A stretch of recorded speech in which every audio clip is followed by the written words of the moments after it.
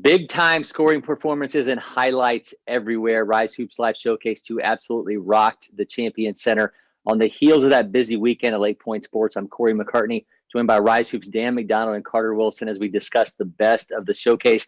Fellows, welcome in, and I hope you've had a chance to catch your breath after a really hectic weekend. Thanks, Cory. We saw Game Elite's London Johnson dropping 44. Jalen Curry comes through 35 for Anthony Morrow, leading the entire event with 29 points per game. But I want to know who had you guys talking. So, Dan, let's start with you. Give me the players that made your list of the top performers. I would like to start with Malik Ewing. He's been a guy that, last few times I've seen him play, he continues to kind of trend in the right direction. I mean, we've all known for a couple of years now that he's super talented. He's got great size, athleticism, skill, but it's kind of start going from potential to production. It's a more consistent production. It's not a few points here, he disappears for a little bit and then comes back and plays. Like it's the whole game. The dude is dominating the paint on both ends, and he's locked in. He's fighting on the boards. He's getting in little scraps because he's being so physical, and it's kind of just fun to see. And then he finished off a great weekend with a tip-in to win a 1700 championship yesterday, which I thought was very fitting just with the way he played the whole weekend. So helped Team Huncho kind of cut down the proverbial nets. But before that, in their semifinal game, they had another really good game against AC Georgia, and AC Georgia was led by Josh Reed. And Josh Reed has been a guy we've probably talked about a bunch on here, but he kind of took his game to another level that that I've personally never seen in the second half yesterday.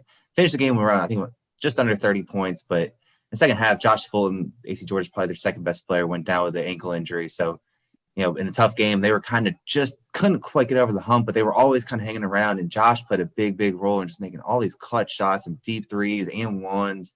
Just every time they needed a bucket, every time they needed to get on a run, he kind of sparked them. And it's not hard to see why Arkansas and Clemson and South Carolina all offered him on Friday. And I'm sure there's gonna be more coming here. There was more before that. So he continues to get better and better. I think he's gonna be a great fit for whatever he can fit in any program in the country, I think. And last but certainly not least, Jakai Newton. I was kind of teasing him all weekend, like, you guys got to win the championship this time, but I need some highlights in the process here. And they certainly won the championship, and they had another great weekend. And Jakai kind of took over every single game, had right around 20 points in every game, and was hitting threes, was getting to the bucket, playing feisty on defense. And I think he's a really, really intriguing prospect in the 2023 class. And as with all those guys in the Atlanta Express team, I think they got a really good group and a really good coach with Stacey Castle. And it's going to be fun to watch those guys play at Newton this year too. So, no, I think those three guys really kind of highlighted it for me. Certainly some familiar names there. Carter, who are your top performers? I'm going to start by going back to our preview video and kind of toot my own horn here. Cayden Charles with SEBA, I previewed him going in, and he lived up to it every bit. I mean, SEBA started off with a really good upset win in the first round, and he was a big piece of that. He kind of battled through foul trouble that first game, but every game he was sitting right around 20 points. And, I highlighted his defense, and his offense really came through. I mean, he's getting to the rim. He was making some shots. And the defense was there. He creates so many turnovers. He has this length that I think teams or opposing players really undervalue, and they kind of underestimate. And his length, he gets deflections and causes turnovers. And yeah, I mean, he's just really impressive on both ends of the floor. So he was one of the guys that I was definitely very impressed with.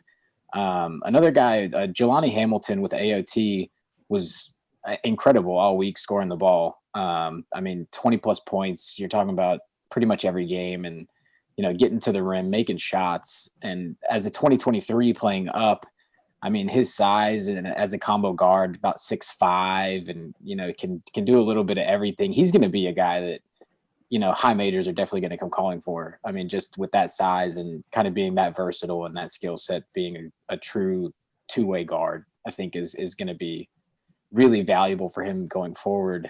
And then another 2023 guy that was playing up with TSF 17s. He usually plays with their 16 and under group, Cade Phillips out of Alabama. I love guys that just are active on the glass, always play with energy. And he was that to a T, rebounding the ball. He finished high level on the interior. He was kind of stepping out mid-range, making shots, just making plays all over the place, just because the motor was running high. So he's the kind of guy that I definitely like, and it's no surprise why he's such a highly recruited player. He's about 6'9", and playing with that activity level. I think he was really big for TSF over the weekend. Well, your reminder that the entire RYZE Live Showcase 2 is available live on demand with LakePoint Live, powered by PlaySite. Get to LakePointSports.com for more information on how to stream that. And be sure you're getting the entire RYZE Hoops experience. That's following it on Twitter, on Instagram, and getting to RYZEHoops.com for the latest from Carter and Dan. Guys, appreciate it after a really crazy weekend for both of you.